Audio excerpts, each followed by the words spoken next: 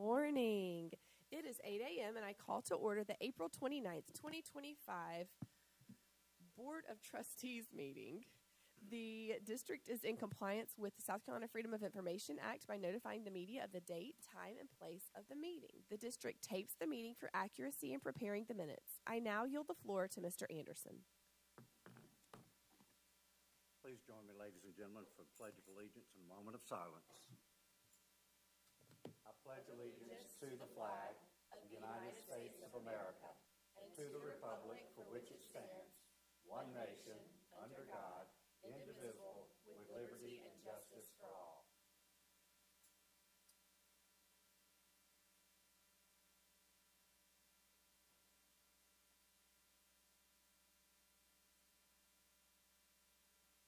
Please be seated. I yield the floor back to Chair Kathy Henson.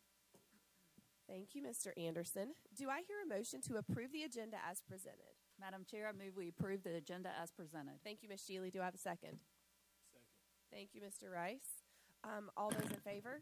Aye. Aye. Aye. Any opposed? And the motion carries. Do I hear a motion to enter executive session? Madam Chair, I move we enter into executive session to discuss employment recommendations and updates. Thank you, Ms. Shealy. Do I have a second? Second. Pick one. Thank you, Mr. Anderson. All those in favor? Aye. Any opposed? And the motion carries. We will now enter executive session.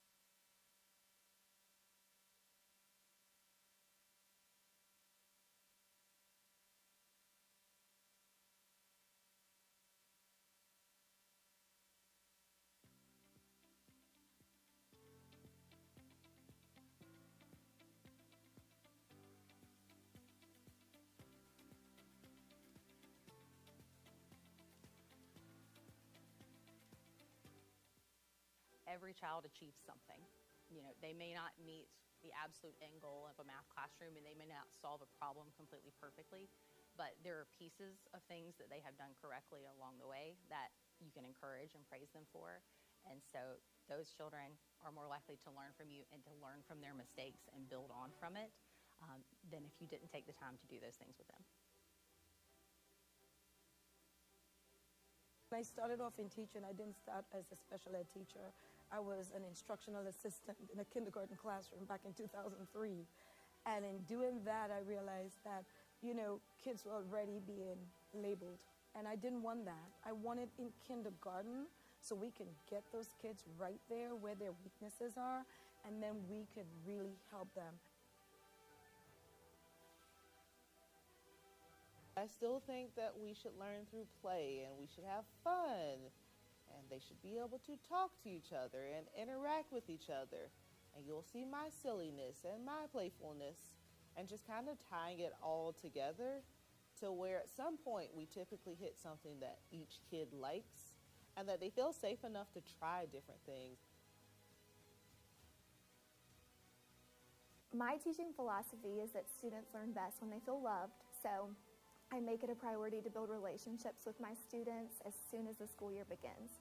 And I've realized that as I do that, they want to do their best and show their best because we have that trusting relationship. I was inspired to become a teacher by my mother, who worked in special ed. And my first experiences with students with disabilities were as a home health care provider. And I provided respite services for students whose families needed to go to the grocery store or go on a date night. And that fostered my love of working with kids with disabilities. I create a positive learning environment in my classroom by instilling in each student that they are loved and cared for, and that they have a sense of belonging in our classroom. And that starts the very first day of school whenever they enter through the room.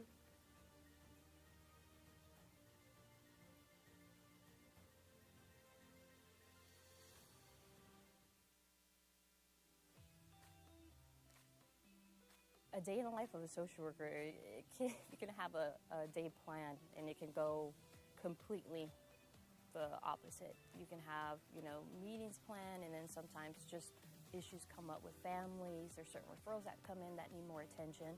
So it's just on a day-to-day basis of what the needs are. We service throughout the whole district. I think it's just important to know that overall we're here to help our families and students. I think there's a stereotype of a conjunction between social work and automatically DSS, and that's not the case. We're here to service our students and families. We're here to help in any way that we can and we're able to. So more than anything, I want families to know that we're here to support them and to support their students. And that's our priority, to make sure the students have a successful education. We play a crucial role. We're essentially the collaborators between the school, family, and community services. I think you really need that middle person, because sometimes, families might not know that we offer certain things, or they might not know that there's something in the community that can service their needs. So I think as our role, as what I've seen that I worked here, it's really important for us to be here. You establish these relationships with parents, and you're able to guide them and help them. We're here to advocate for you. We're here for your students. We're here to service your students and families. And essentially, whatever the need may be, I want parents and students to know that someone is here to help you.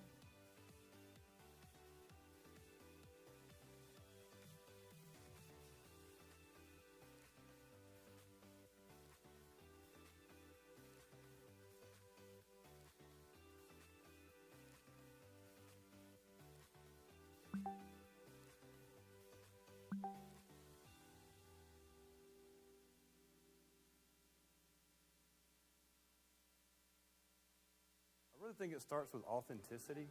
You have to be an authentic person. Students can see right through that, especially the younger ones. They can tell whether you're putting on a show or not. And authenticity also carries over into the subject matter. When you're teaching Spanish, they need to have authentic learning experiences. They're going to know the difference of whether they can use this or not in the future. When I was in second grade, I didn't know how to read. and my second grade teacher saw those signs. So every recess and after school, she helped me with intervention. And through that, I got where I am now in my life and career. Without that, I probably would have gotten lost in the system. And so that kind of led me to teach. Ever since I was a little girl, I knew I wanted to become a teacher. I remember sitting in Miss Harper's second grade class at Midway Elementary School and just knowing that I wanted to become her. I became a teacher, and I want to instill those leadership skills in my students. I want them to be better people. I know I'm making a difference in the life of a student, not just the grade they're with me, is when parents reach back out and say that their child is excited about learning or excited about reading or eager to pick up a pencil and write, and that they become that eager learner. To empower students to be change makers, I think the most important thing that I can teach them is just genuine kindness. When we can instill self-confidence in these kids and the ability to show empathy and listen well to those around them, I think we would see just amazing changes both in our community and in the world. Building relationships with students. For me, that's one of my top priorities, just because I feel like in order to help the students make progress, they have to feel like I'm there for them, I'm connecting with them, I believe in them. And so by building those strong relationships with them, they, try harder for me, and they're more motivated to make progress on their goals.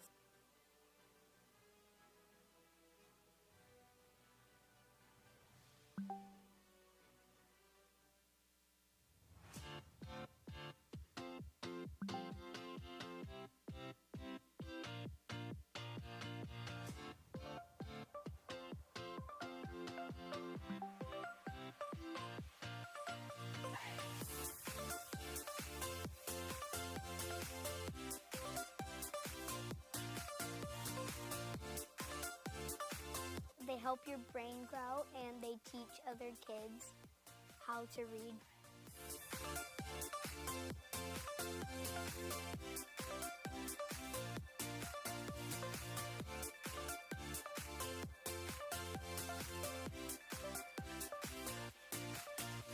They're really important because they help students be able to find books so they can increase their knowledge. In case they can't find something on the internet, they can help them find it in a book.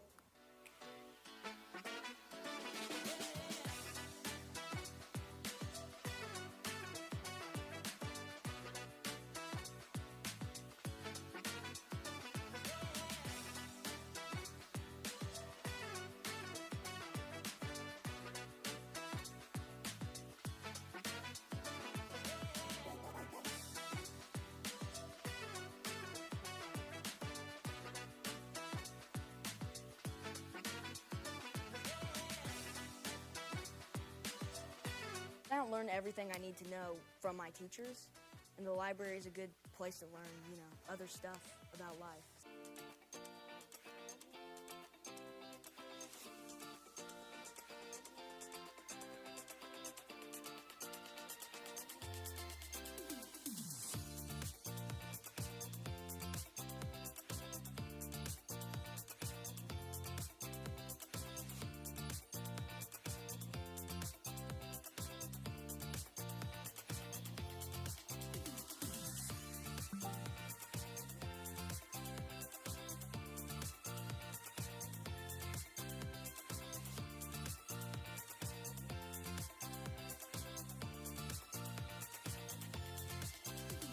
Thank you, Lexington 1 school librarians, for helping us become better readers and creative thinkers.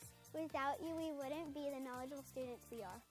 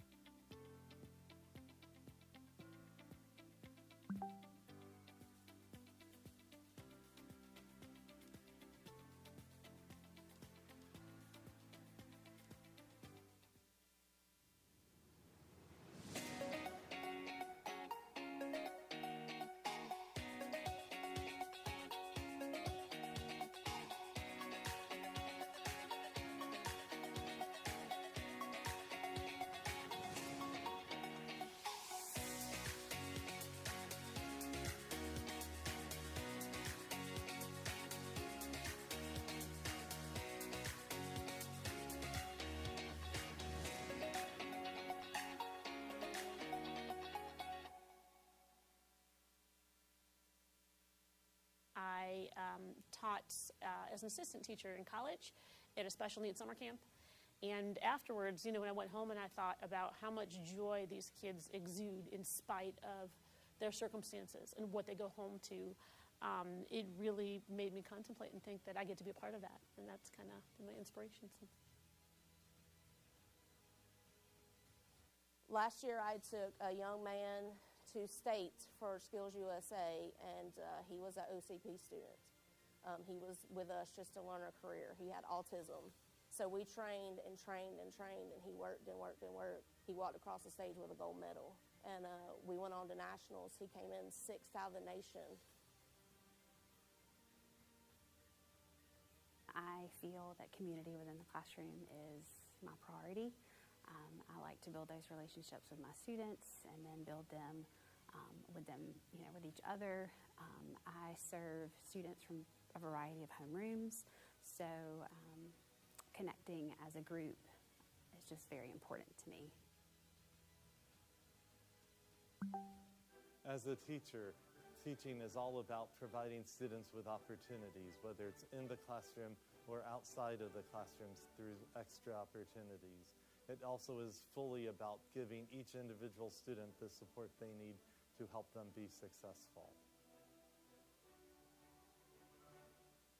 When they tell me that I made an impact on them, I think is what makes me the proudest. It's not looking at data and test scores and things like that. It's more of knowing that I made an impact to them, and that makes me feel like I did what I wanted to accomplish. My heart is kindergarten. I love this age group. I love just everything about it. Letting them make mistakes, letting them learn from them, talking through it, being able to allow them opportunities to not only be kind and generous and helpful and just a good human. I was inspired to become a teacher when I was growing up. I saw a lot of my friends didn't have an adult at home who would advocate for them. So when I became an adult, I wanted to be that advocate and eventually empower my students with knowledge to advocate for themselves and go out into the world and make sure that they have everything that they need and they're ready.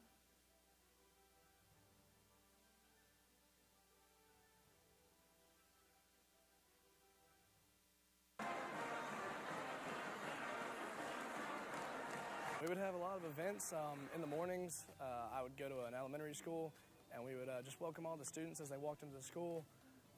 It was always a fun time because you just got to see the kids walk in with a big smile on their face, and that really brightened up your day.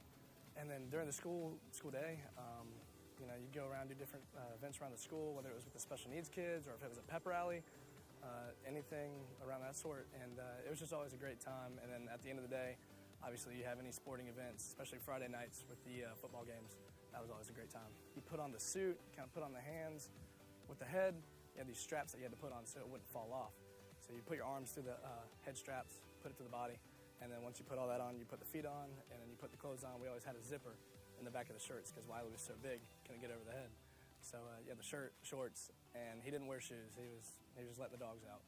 The mascot program has been something that we have taken a hold of and made it a very important piece of Lexington High School, and the kids that are involved in it, they love that they're able to be in costume and nobody know who they are, but they're still able to be involved and have some fun. It was almost like you were a superhero. Nobody knew who you were, nobody knew your identity, but yet you were doing so much stuff in the community, and you were getting out and just seeing so many people. I was sitting in the hallway before we graduated, and Miss Izzy came up to me. She gave me the hands and the feet, asked me if I was ready.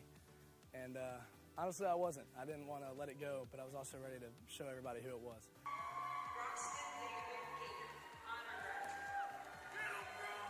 I put on the hands and feet. I got a picture with her. Everybody around me was kind of in shock. They're like, no way, you were wild. I should have known. And I was just getting all sorts of different responses, and it was just really fun. And then you finally walk out into this big stadium. And not everybody knows yet, but you're kind of like waving around. People kind of start like pointing, looking. And then whenever you finally walk across that stage, you get some cheers, get some noise from the crowd, and it's just really cool to finally show everybody. Give it your all every single time, even on the days that you don't feel like it. Give it 100%.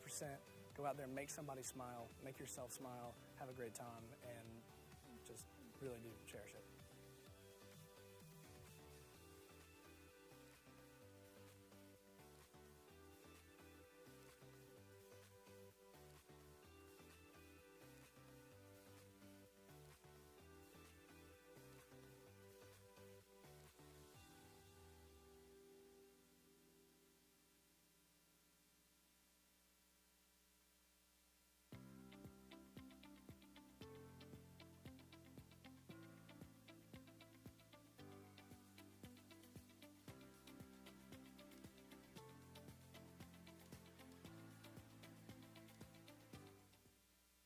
I have had one child that she came to me later and she said, "You really made a difference in my life." And I just had patience with her, and we worked together every day. She was my small group every day.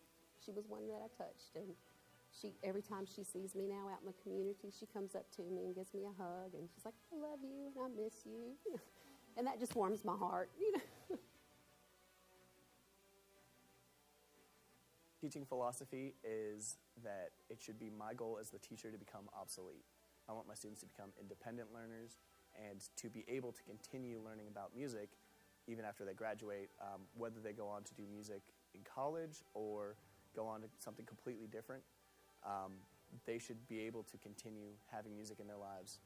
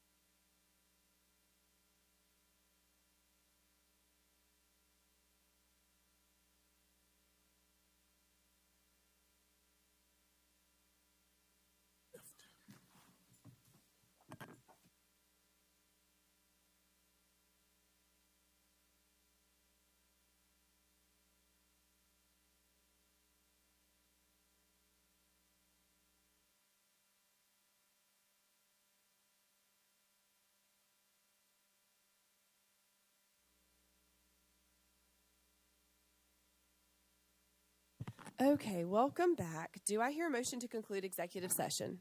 Madam Chair, I move we conclude executive session and return to general session. Thank you, Ms. Shealy. Do I have a second? Second. Thank you, Mr. Rice. All those in favor? Aye. Any opposed? And the motion carries.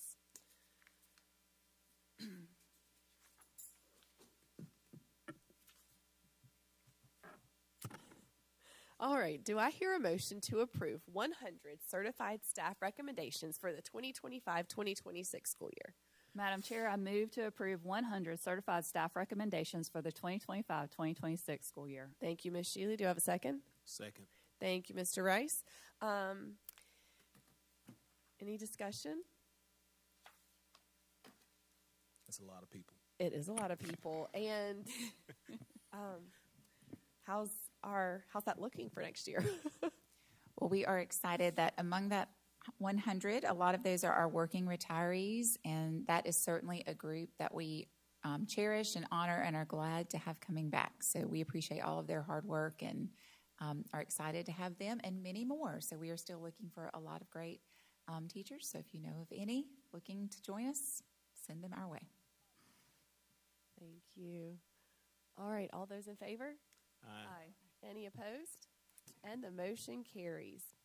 Do I hear a motion to approve 7 other certified recommendations for the 2025-2026 school year pending the 2025-2026 budget approval and availability of 2025-2026 funding? Madam Chair, I move we approve 7 other certified recommendations for the 2025-2026 school year pending 2025-2026 budget approval and availability of 25-26 funding. Thank you, Ms. Shealy. Do I have a second? Second. Thank you, Mr. Rice. Any discussion? Madam Chair, the only thing on these 7 positions is I would request that this time next year we kind of get a follow-up to make sure that these positions have helped the way that, they've looked into what they've been presented by. So that's my only request. Thank you, Mr. Pizzuti. I see Dr. Price making notes up here, which, by the way, Dr. Price has joined us up here this morning, so we have a new face up here with us. It's a different view from up here. Different view, yes. Dr. Postlethwaite and I were talking earlier. Her seat's a little cooler over there than it was up here.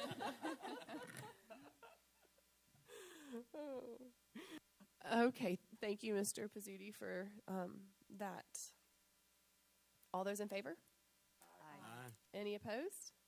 And the motion carries. All right, do I hear a motion to approve 2 administrative recommendations for the 2025-2026 school year? Madam Chair, I move we approve 2 administrative recommendations for the 2025-2026 school year. Thank you, Ms. Shealy. Do I have a second? Second. Any discussion on those? All those in favor? Aye. Any opposed? And the motion carries. All right. We don't have any other actions stemming from executive session.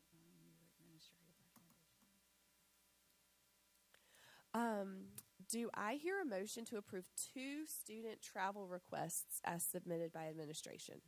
Madam Chair, I move we approve 2 student travel requests as submitted by administration. Do I have a second? Second. Thank you, Mr. Rice. Any discussion? I'll just say I think it's important to see we're supporting our Air Force Junior ROTC students and our FFA students. Kind of represents a diverse population that we have here in Lexington 1. Absolutely, Mr. Rice, absolutely. All right, all those in favor of those 2 requests? Aye. Any opposed? And the motion carries. Do I hear a motion to assign fund balance and approve 9 assistant principal FTEs as a supplemental contingency to the 2025-2026 general fund operating budget? Madam Chair, I move to assign fund balance up to $1 million and approve 9 assistant principal FTEs as supplemental contingency to the 2025-2026 general fund operating budget.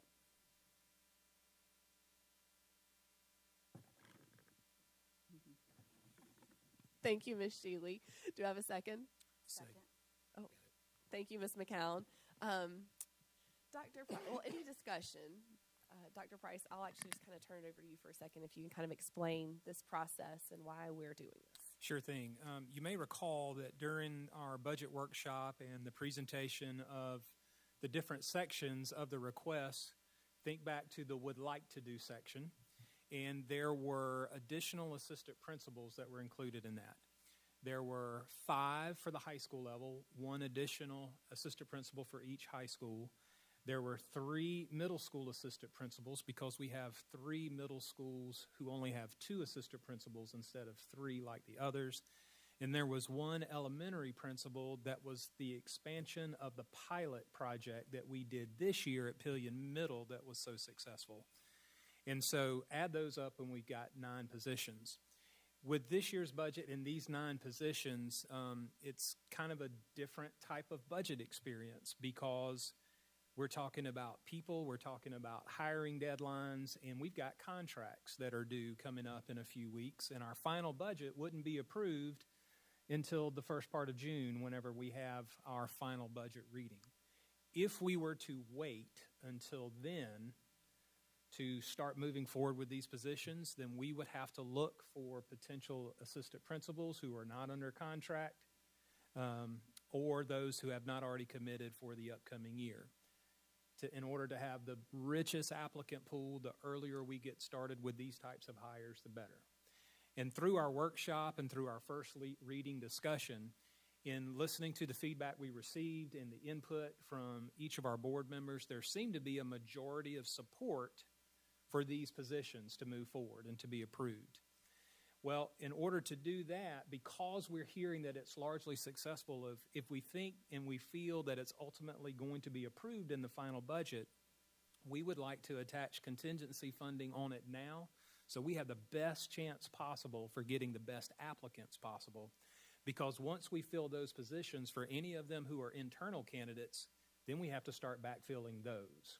And if we waited until June, we would go through a process to find those assistant principals in June, and then we'd be butting up against July and August trying to backfill any. This gives us a chance. I know it's a little out of order of sorts, but this gives us a chance to go ahead to move forward and find the best people possible to join the team here in Lexington 1. So that's why the contingency funding is being requested. We had a similar request during the workshop, you may recall, with the math interventionist and some of those same challenges we were faced with there, we think we would see here. So this is a request that if we feel like we're ready to support that, to approve the contingency funding, and if not, then we don't. And that's where we are today. But I appreciate the consideration and the discussion and the input. We've gotten questions about these positions. We've talked about job duties and responsibilities. Largely, these assistant principals will be helping lighten the discipline load that's being carried by the others on the staff. They will be attending IEPs and 504 meetings. They will be helping with teacher evaluations, both formal and informal.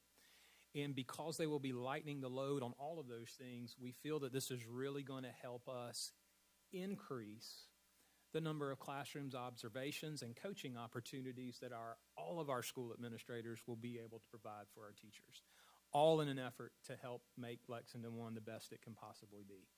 So in addition to that, we've asked, as Mr. Pizzuti has mentioned, for the other positions that are not administrative positions, for some performance metrics to kind of keep a track if we feel like this is what's going to happen if these people come on board. Well, we want to track that. And you may recall that when we did this with our pilot administrator at Pillion Middle this year, we had a wonderful presentation of the impact it had from Ms. Jessica Kiesler at Pillion Middle. And we can create a similar metric to track the performance impact that these positions will have on their respective schools. And we'll be available to bring that to you throughout the year. Dr. Price, just one quick comment. I know the request for contingency is kind of a little different type of request. And I know one thing that Ms. Flashnick is not here, but she encourages us is to think outside of the box, and that sometimes you do need to think outside of the box to get the best outcome and the best people for our students. So thank you for thinking outside of the box. I think this is a good approach. Yeah, and I will add, too, that she's challenged us to think about how we're allocating assistant principal positions as well and looking at what are the indicators that warrant it, similar to what we've done with the pilot program and the pilot expansion. We look to see per assistant principal who's carrying the heaviest IEP load, and that's how we determine which school got the pilot program first. And so we did that with the expansion into the elementary now. And so we've used some different criteria, not just student enrollment, but different criteria, because we can't give everybody one. Who needs it the most first? And so with that in mind, that's the method that we will use for this. And if we ever look at a chance or have a need to expand further, we can use similar criteria rather than who asked for it the most or the loudest. So we'll make it a very data-driven decision. One thing I wanted to add, just as a clarification, if you look at what we publish to the public, we actually have 12 positions in the public content. It says 8 high school, but for our motion, we're only doing 9. There's actually only 5 high school. So in case people from the public were looking, saying, well, they're voting on 9, but it showed 12, I just wanted to kind of clarify that while we're looking at that. But what I would say is, one of the things that I do like, it has 3 middle, 8 high school, and 1 elementary school in the public content. Mr. Rice, that was a clerical error on my part. Yeah. That's it was fine. 8 total for that pilot, and I didn't put 5 high school. It's okay. I just want to make sure we clarify so we don't see ourselves on Facebook about they said this and they did this. So, but at any rate, what I would say is we have some excellent educational leaders in all of our schools, and I don't think any of them, the feedback I've gotten is none of them take lightly that with this particular motion, if we enter into giving them an additional administrator, I think they're going to try and maximize that additional position. And so, I mean, I respect their professional leadership and respect their opinion, and so I'm in support of, just want to tell you, I'm in support of this motion because I feel confident in the people we have as our educational leaders in our buildings that they will use those resources to the fullest extent. And if I may add, Madam Chair, you may recall that we wanted to get input from principals on their budget request items. We've had input from SLT, who was representing a lot of them, as well as our other departments, but we want to give principals voice in this. This was the #1 request of the high school principals. This was the #1 request of the middle school principals. And then Dr. Postlethwaite and I, as you know, have been going out and doing listening sessions throughout the year. And I had the opportunity to spend a day at so far 2 of the 3 middle schools who are asking for an assistant principal. It wasn't just the principal who's asking for assistant principal. As the teachers were coming in and sharing needs with us, this was a predominant mention as they were coming in throughout the day. So I think they see and feel the impact of not having that third AP. So it gives extra weight and credence, I think, to the request made by the principals. I'll speak to one last thing. From a community perspective, and then I'm done. From a community perspective, I have fielded questions from our legislative delegation and from the community about the size of our fund balance and what's required. And so once again, these positions are not adding to our millage or adding to some tax base or putting burdens on our community. These are things that we are hearing them. We're addressing some of the fund balance questions they have, and most importantly, we're addressing student outcomes in those buildings. So this, to me, appears to be a win-win, not only for the community, but also for our schools. And I just want to mention, too, that while I don't think any of us take, spending this money lightly, and we will be putting metrics in place to track, and like Nick said, a year from now, it'll be fun to look back and see the progress that we've made. I do see the value in adding these positions now rather than later, because it will give us a chance to get their feet wet, over the summer maybe, or, attend some more meetings where they wouldn't have, been able to do that. So I see the value in that. I'm looking forward to, being able to see the change that they can bring to the day. And honestly, I would like to hopefully be able to do this for our other schools too at some point. All right, board. So we have a motion and a second on the table to assign fund balance and approve 9 assistant principal FTEs as a supplemental contingency up to $1 million to the 2025-2026 general fund operating budget. All those in favor? Aye. Any opposed? And the motion carries. We will have another one of these interim board meetings next Tuesday, May 6th at 8 a.m. Our next regularly scheduled meeting is May 20th. Do I hear a motion to adjourn the meeting? Madam Chair, if I could take a point of privilege before we leave today, I'd like to thank Miss Suzanne Peck, who sent all of the board members this nice thank you card and praying for us and what we do for our children each and every day, and I thought that was very nice and I'd like to thank her. With that, I move that we adjourn. Do I have a second? Second. All those in favor? Aye. All right, meeting adjourned.